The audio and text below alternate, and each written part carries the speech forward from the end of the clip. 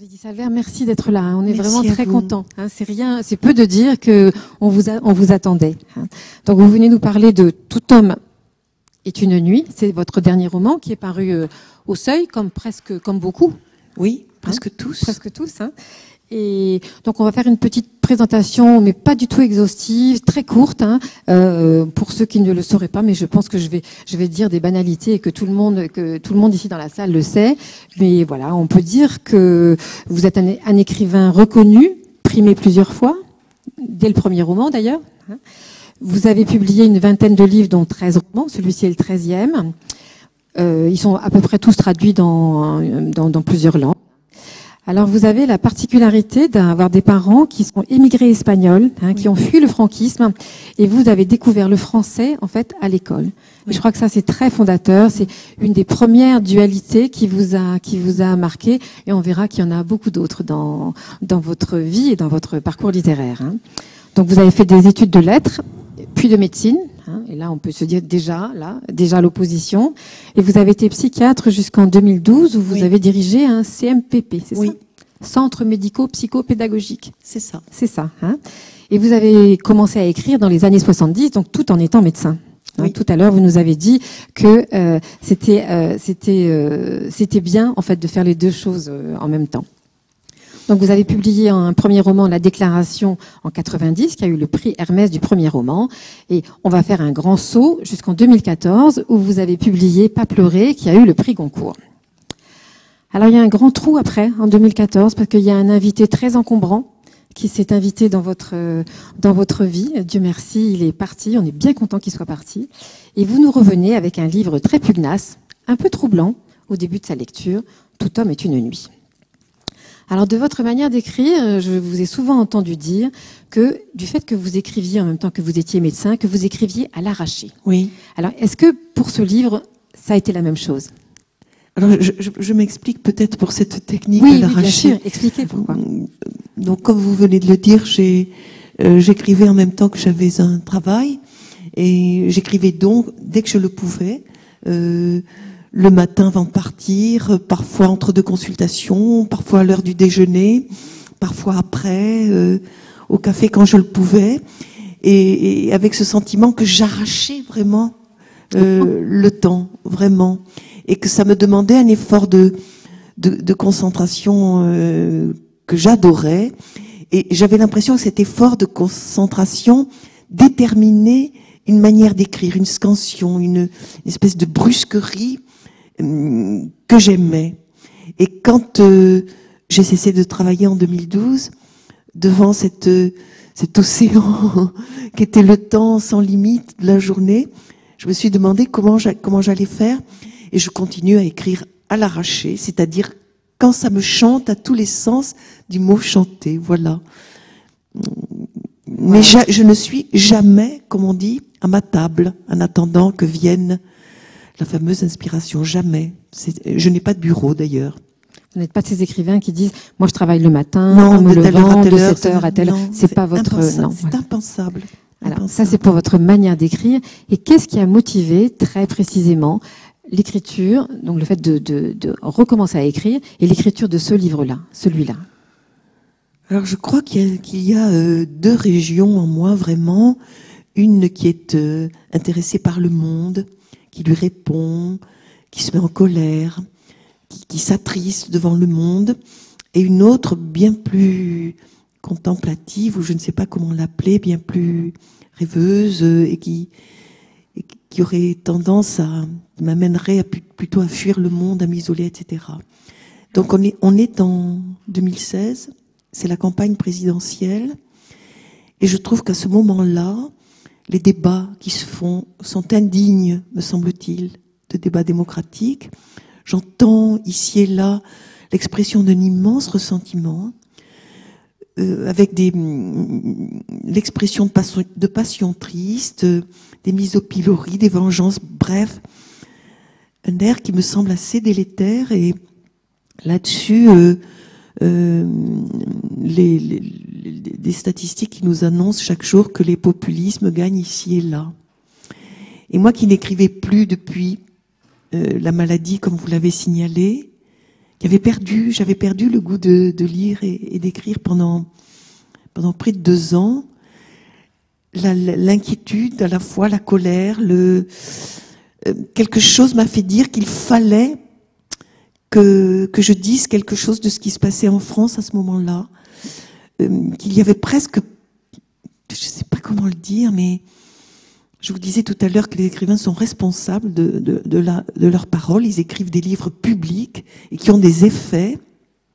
Et au grand moment de notre histoire, me semble-t-il, en tout cas dans les événements douloureux, je pense à Hugo, au moment où il écrit Napoléon le Petit, qui dit dormir devant cet événement, c'est mourir.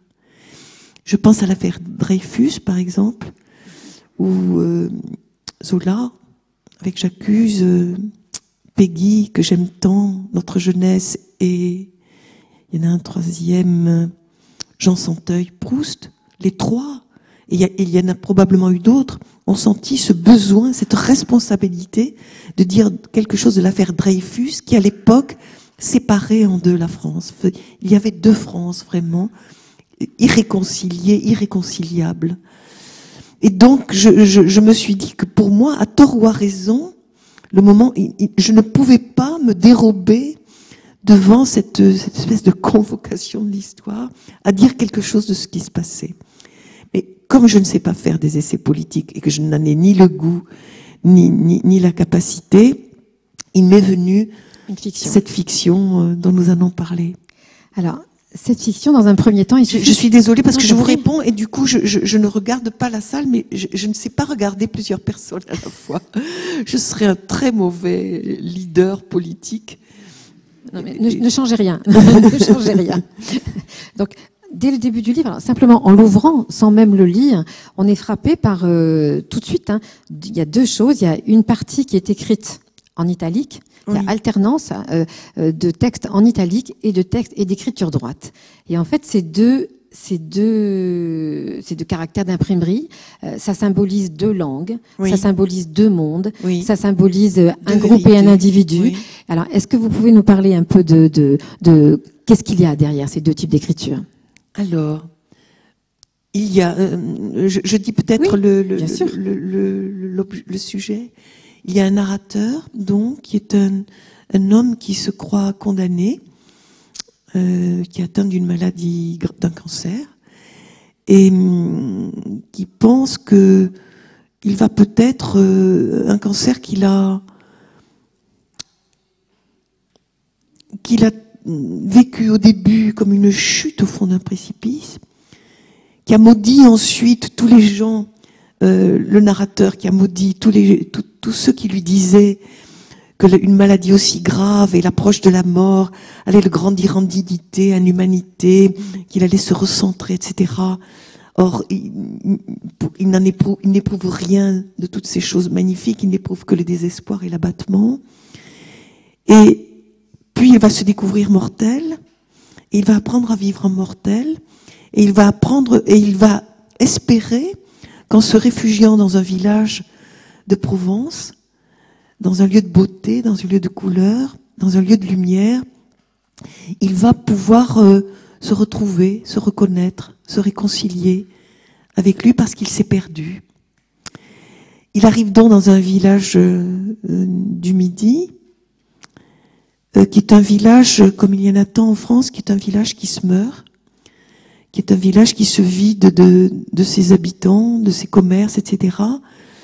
Et dans lequel les derniers villageois qui restent éprouvent le sentiment qu'ils sont oubliés, qu'ils sont relégués, qu'ils sont les derniers représentants d'un monde qui disparaît, et que leurs valeurs, leurs traditions sont mises à mal, que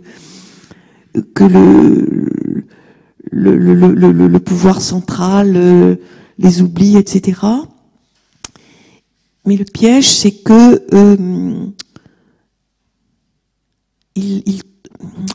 leur offre leur est faite d'explications à ce malaise, des explications populistes, sommaires, simplistes, qui leur désignent des coupables à ce malaise qu'ils éprouvent sans pouvoir véritablement le nommer. C'est Ce sont les élites, évidemment, les gros, les puissants, la finance, Les artistes, les artistes, les intellectuels. tout ce qui vit à la capitale et dont ils ont le sentiment qu'ils les dédaignent.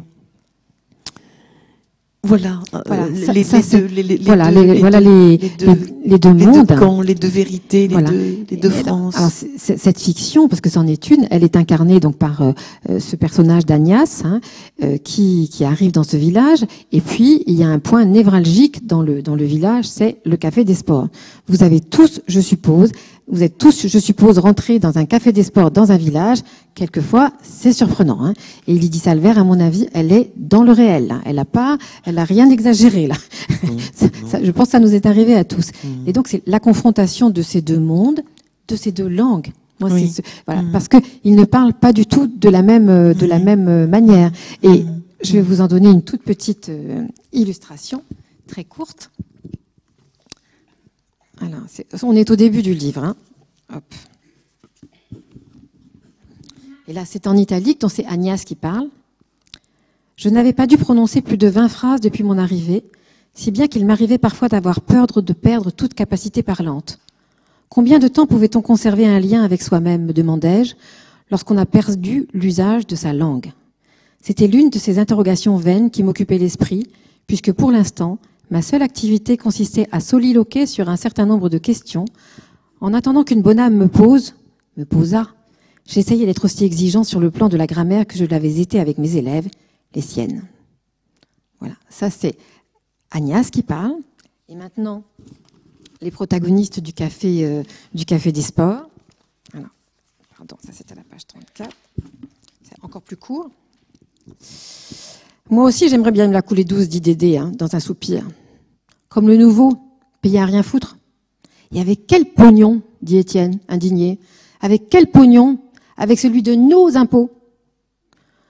Le bruit court qu'il est malade, dit Émile, l'air d'en douter. À d'autres, s'exclama Étienne. La maladie de la glandouille, oui, dit Dédé.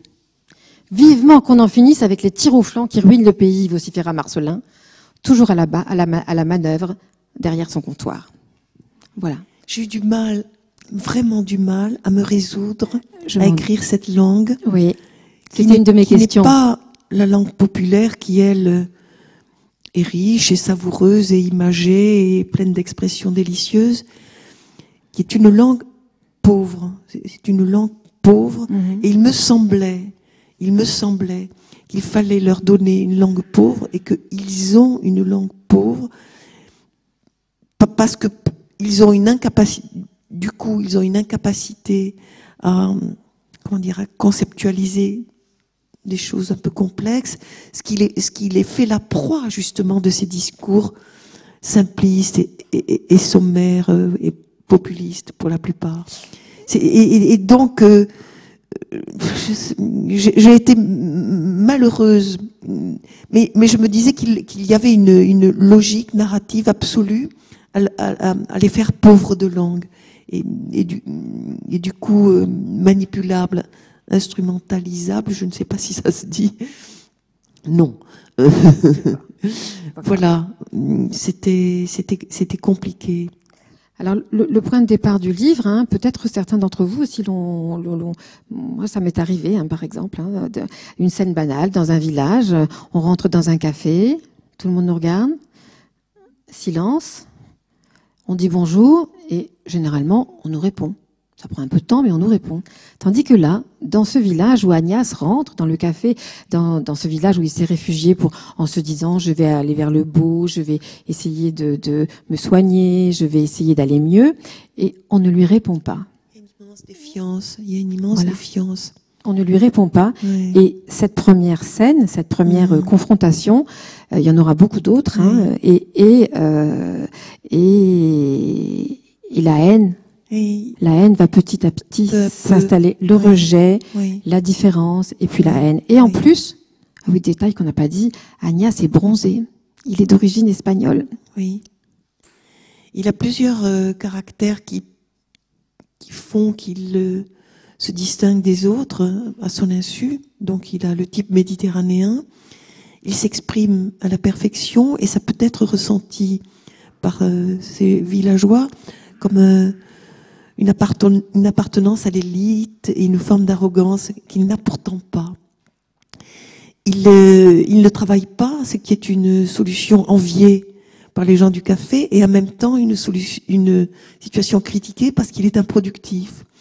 Bref, il cumule un certain nombre de caractères de la victime émissaire, tel que l'a décrit Girard.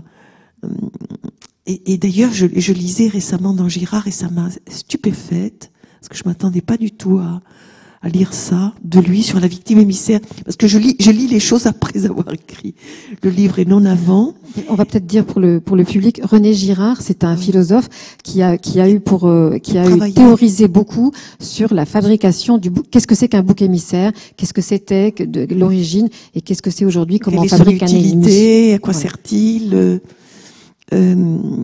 Et alors il sert évidemment à consolider le groupe, hein, et à faire que le groupe soit homogène avec un ennemi désigné à l'extérieur. Ça permet de canaliser la violence et de la reporter sur un seul.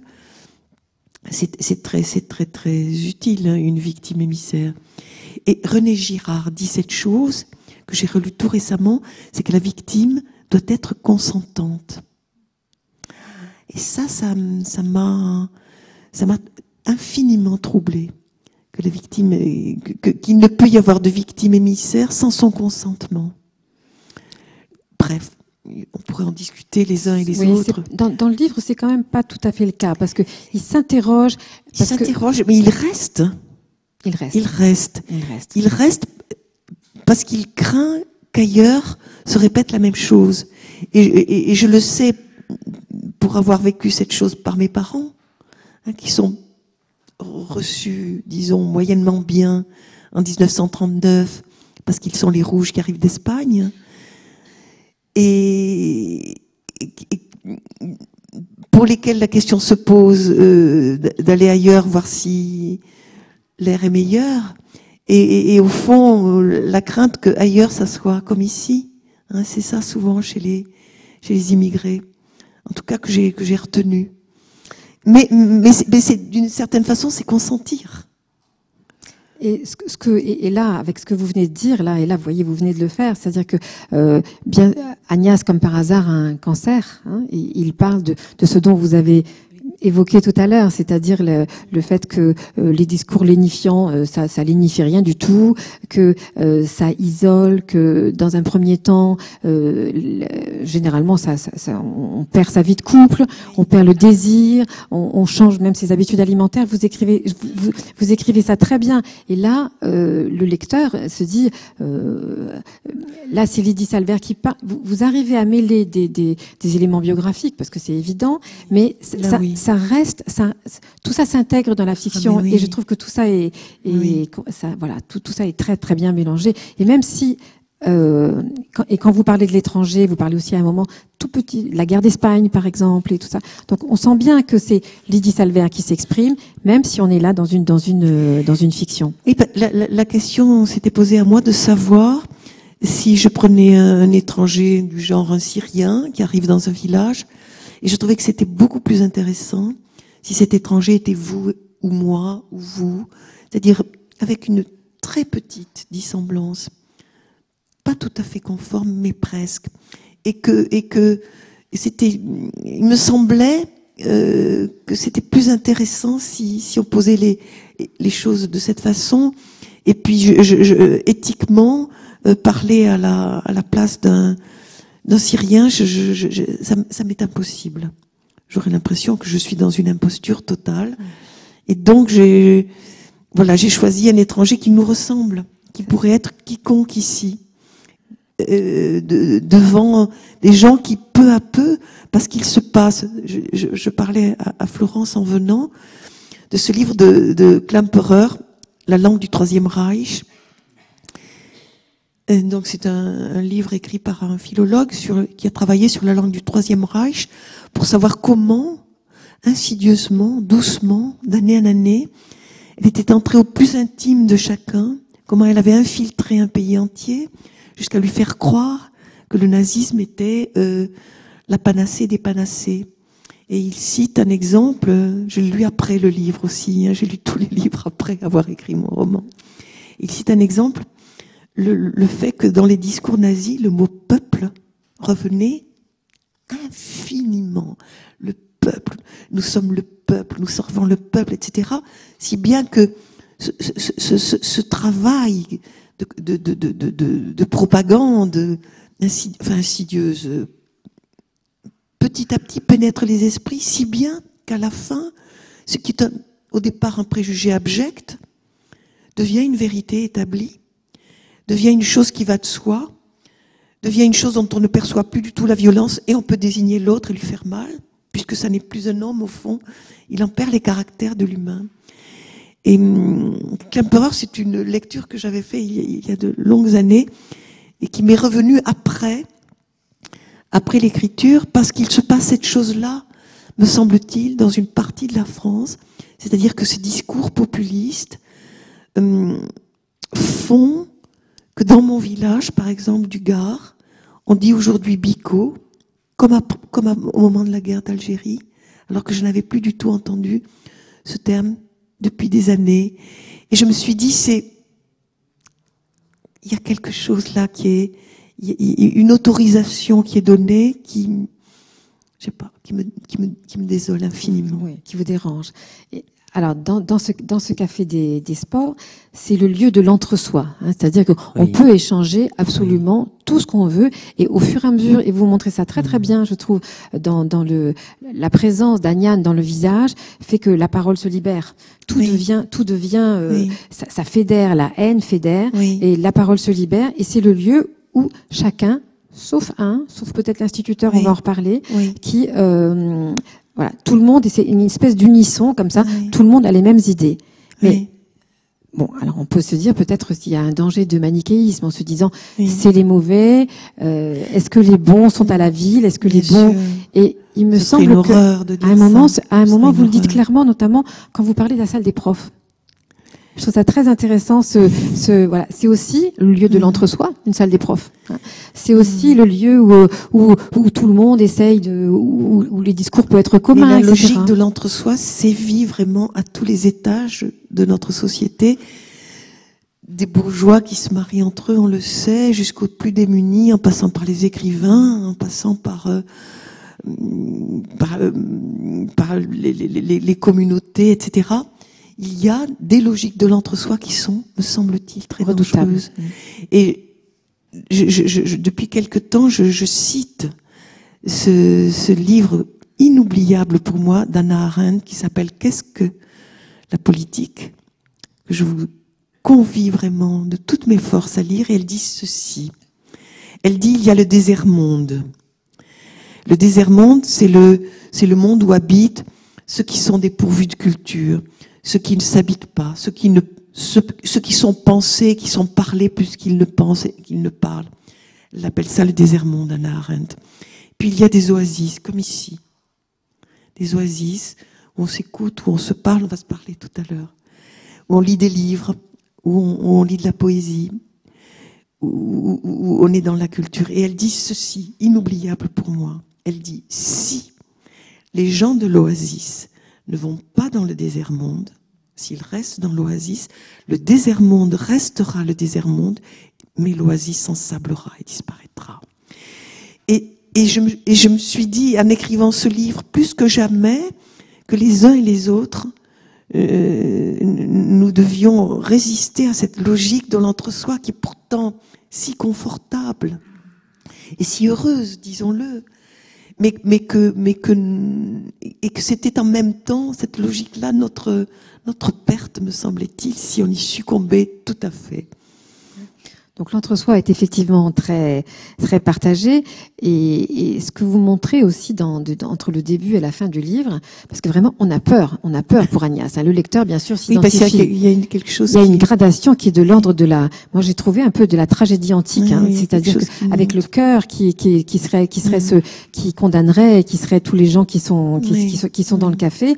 Il y a une espèce de gradation dans la. D'abord on s'en prend aux chats errants, évidemment après les vols. après le vin, et le vin qui ne devrait pas être chinois. Après, tout fait ventre sur la détestation de l'étranger et de ce qui vient d'ailleurs, et bien sûr d'Agnès. Et vraiment, comme lecteur, je vous assure, on est un peu transi. On se dit, oh là là, mais Augustin arrive. Voilà. Il y a Augustin, il y a Mina, heureusement. Augustin et là, et Mina. on vous reconnaît quand même bien là, parce que vous n'avez pas une vision, vous n'avez pas une vision, comment dire, désespérée, ni sombre. Parce que, au bout de ce tunnel, il y a quand même un peu de lumière. Mais bien sûr. Voilà. Et la lumière, c'est comme par hasard, deux autres exclus, d'une certaine manière.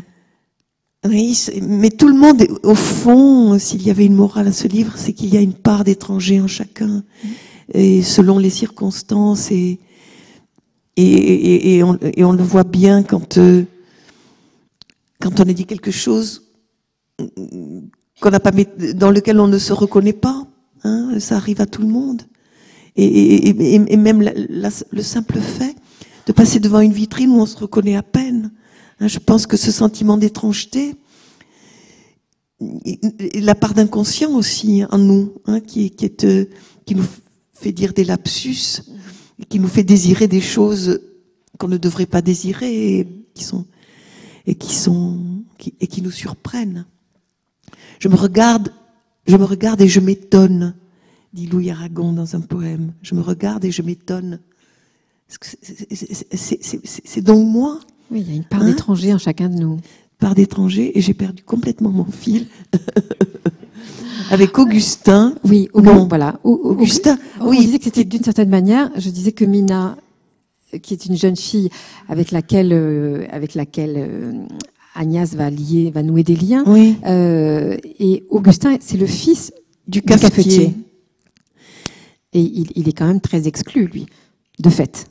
Il résiste au consensus, donc il est zarbi, comme on dit dans le village. Il est bizarre, il lit des livres.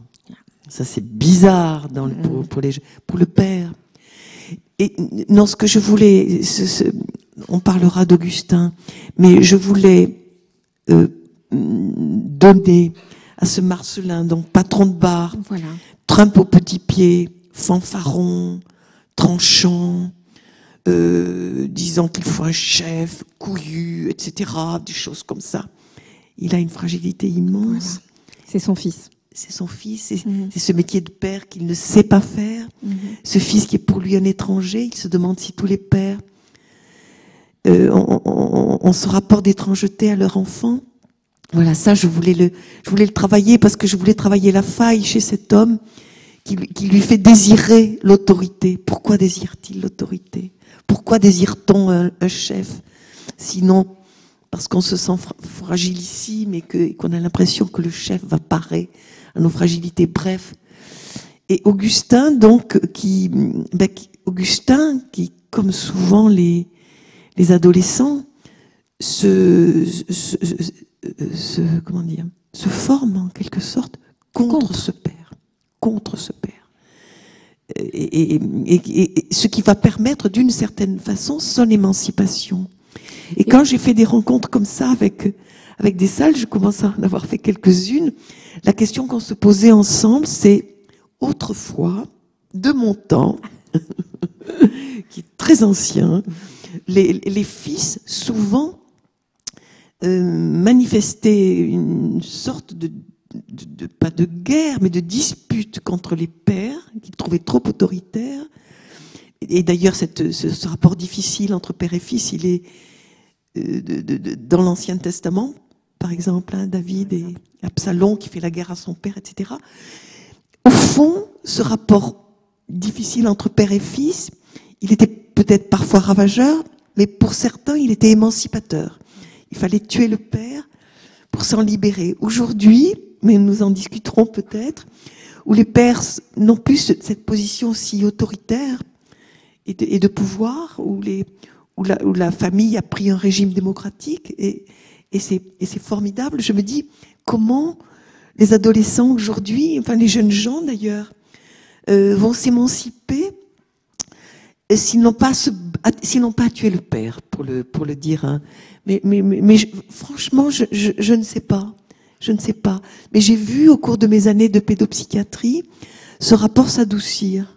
Encore que ceux qui arrivaient en consultation, c'était souvent des cas très musclés, mais pas du tout sur le mode de mon adolescence, par exemple, où moi j'avais peur de mon père.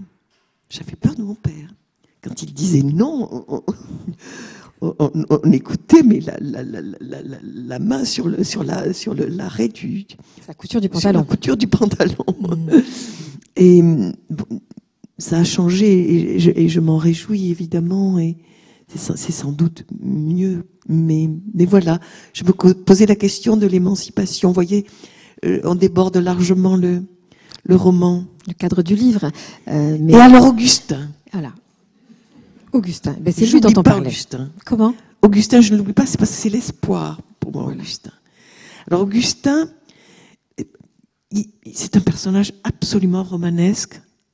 Il n'y en a sûrement pas deux qui existent dans ce monde, parce qu'il a une bonté exceptionnelle. Et c'est cette bonté, d'ailleurs, si grande, si peu déclamative, si peu spectaculaire, si modeste, ne revendiquant rien, ne demandant aucun retour, quasiment christique, comme le dit le Père à un bien sûr. moment. Oui, on ne peut pas ne pas y penser. Hein, n'oubliez pas que Nietzsche avait dit que Christ était le seul chrétien. Hein. Tellement sa bonté était rare. Donc c'est un de ces personnages, comme Michkine, comme le Quichotte, comme ce que j'appelle mes idiots sublimes.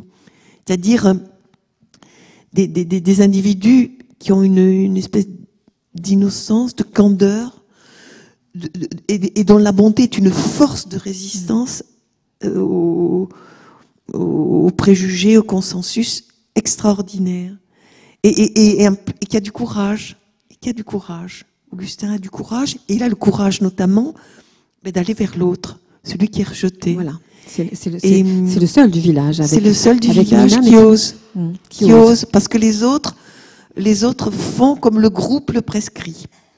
Alors, il y a une position intéressante, je trouve, c'est celle de Jacques, l'instituteur, oui. qui lui aussi fait partie de ce groupe qui va au café. Il va au café, mais il ne fait pas chorus.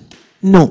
Mais à un moment, et ça nous est arrivé à tous, quand on entend des choses ou dans ce discours populiste là, dont les étrangers, les Arabes, les bicots, comme on dit comme ça dans le Gard maintenant, à un moment. Mais je trouve que ça met du temps à venir. C'est seulement à la fin du livre. À un moment, il les envoie tous promener. Mais ça prend énormément de temps parce qu'il était tellement content. Il avait envie d'être inclus dans un groupe, ce qui est très confortable. Et à un moment, là, il doit se désolidariser du groupe. Enfin, il a quelque chose de fort qui lui fait se désolidariser du groupe. Mais il me semble que ça vient bien tard. Peut-être. Il faut que je réécrive ce livre. Ah non. Mais peut-être. Parce que moi je trouve, je devrais pas le dire publiquement. Je trouve qu'Augustin arrive trop tard. Je me dis, si je le réécrivais, je le ferais venir avant, pour nous faire du bien. Mais bon, c'est trop tard. Et alors, je suis pas d'accord. Voilà, parce que l'un des intérêts du livre, c'est justement cette tragédie qui monte là. Et là, on est vraiment, nous, le lecteur, hein, certains d'entre vous l'ont lu sûrement dans le public, on est vraiment dans une espèce de, alors pas simplement d'empathie, on a vraiment peur. Hein. On a peur et on se dit, à un moment, on se dit, ça va mal finir. Et puis Mina, et puis Augustin, et donc les choses ne sont pas si peut-être désespérées. Oui. Voilà. Alors cet instituteur, il était, me semble-t-il, un peu dans ma position avant d'écrire le livre, c'est-à-dire qui est un peu la position, comment le dire, beaucoup, mais des intellectuels, c'est-à-dire qu'à force ceux qui sont dans l'oasis dont vous parliez tout à l'heure. Voilà. Un peu. C'est-à-dire que de voir la complexité des choses. De s'interdire de trancher en disant le bien est là, le mal est là, de savoir que le bien et le mal ne sont jamais aussi distincts que les populistes le disent, etc., nous met parfois dans une sorte de paralysie. C'est ce qu'on reproche aux intellectuels souvent, à force de voir on n'ouvre plus sa gueule. On ne dit plus rien. Mais oui, mais si. Et ce qui est beau chez Jacques, et qui fait que j'ai écrit le livre à un moment, je me dis, c'est plus possible.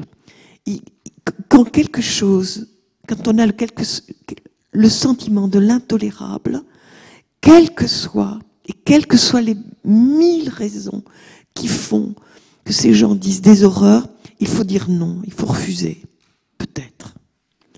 Et donc Jacques, il se met à ce moment-là seulement en accord avec lui-même. C'est-à-dire qu'il avait des pensées qui n'étaient pas celles des gens du café, qu'il aimait pour 1000 raisons,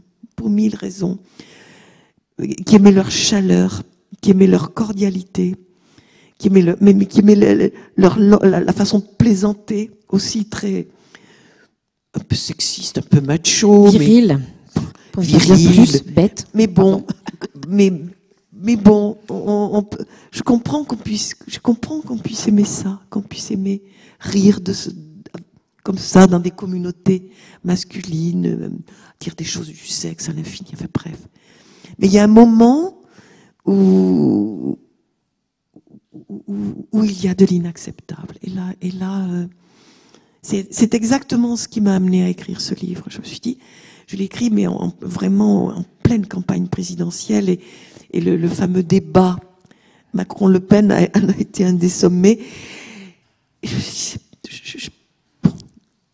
je ne peux pas me dérober. Je ne peux pas. Je vais dire ma chose, juste ou pas, à tort ou pas, tout en sachant combien c'est dangereux d'être manichéen, et d'engager la chose politique dans le roman.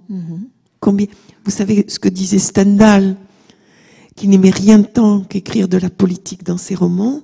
Vous savez ce qu'il disait? Non. Il disait, il était tout à fait conscient. Il disait ceci: écrire de la politique, aborder le politique dans une fiction, c'est ennuyer mortellement la moitié du lectorat et se fâcher mortellement avec l'autre moitié. Je trouvais. Non, mais il disait cela. Et il avait raison lorsque la politique concernait le présent. Là, c'est vrai. Lorsque les événements du politique concernent le passé, ne nous concernent pas directement. On peut. Il y a de l'innocuité, c'est parfait, on se régale en tant que lecteur, tout ça. Quand le politique aborde un thème contemporain, c'est sans doute plus compliqué. Mais ça n'a pas réussi, cette citation de Stendhal, à m'empêcher de... Parce que moi, je voudrais rassurer le public qui est là. On a vraiment une œuvre de fiction avec des personnages vraiment auxquels on s'attache, avec Marcelin, qu'on arrive, quand on comprend sa fragilité de père, il faut dire. Et alors là, ça m'a fait rire. Je vais peut-être dire une bêtise. Mais non, ça n'existe pas, les bêtises. Le pauvre Augustin, non seulement il a un père comme il est, mais il a une mère surprotectrice. Et c'est rien de le dire, c'est caricatural. Et là, je me suis dit, est-ce que ça n'est pas un reste de votre vécu de médecin qui s'occupait d'adolescents qui avaient des mères complètement castratrices à force d'être bien, de vouloir bien faire, et du coup des pères qui disent mon fils c'est un PD, il m'intéresse pas, etc., etc. Donc là je me suis dit, est-ce que c'est pas votre bien sûr, mais vécu, mais toute mon expérience de pédopsychiatre participe probablement à ce sentiment, quand on livre qu'il y a de la violence, parce que la violence des familles, quand vous êtes pédopsychiatre en banlieue, c'est terrible. Aucune fiction n'arrive à le dire. Et je suis bien persuadée que cette violence des familles inaugure toutes les autres. Et je dis souvent cette chose, parce que, comme la citation de Arendt que je n'oublierai jamais, un petit garçon qu'on m'amène, qui devait avoir 4-5 ans, je ne l'ai jamais oublié son visage, jamais. Avec des parents alcooliques, caractériels, hurlants, effroyables.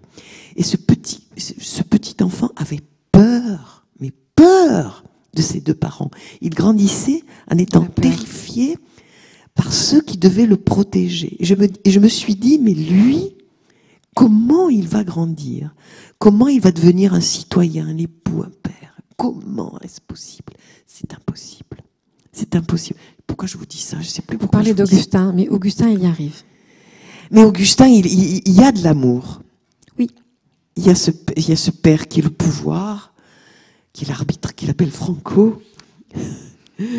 Mais comme souvent, c'est Françoise Dolto qui disait que son fils appelait son père Hitler, qui était l'époux de Françoise Dolto, et on suppose que non. Quelqu'un de très ouvert, et c'est des adolescents qui ont, donc il l'appelle Franco, parce que mes sœurs et moi, on a parfois dû dire ça de mon père, sans doute, qui était très autoritaire. Voilà. Donc on va peut-être s'en tenir là. Moi, je voulais vous dire que c'était un roman fantastique qui fait qu'on se sent dans le monde et pas simplement dans ce village. Je n'ai pas du tout lu ça comme un livre politique, mais évidemment, il y a des résonances. Voilà. Mais les questions qui soulèvent sont. Voilà, les questions. Peuvent mais il y a l'être. vraiment une trame. Je vous dis cette espèce de tragédie antique. Et il n'y a pas de bien, il n'y a pas de mal. Non. Il n'y a pas quelqu'un qui est propriétaire du bien et de l'humanisme et des grands sentiments lyriques et les autres qui sont des fachos, des nuls, des abrutis. Pour moi, ça n'existe pas. Les choses ne sont pas aussi Non. simples. Hein. Ça se saurait. Lydie Salvert, merci beaucoup. Mais merci à vous, vraiment. Merci, et la parole est à vous maintenant. Hein. Voilà. Je tiens d'abord donc à remercier la librairie Soramps, à remercier vous et la médiathèque qui m'invitait, voilà, et à vous remercier aussi d'être là.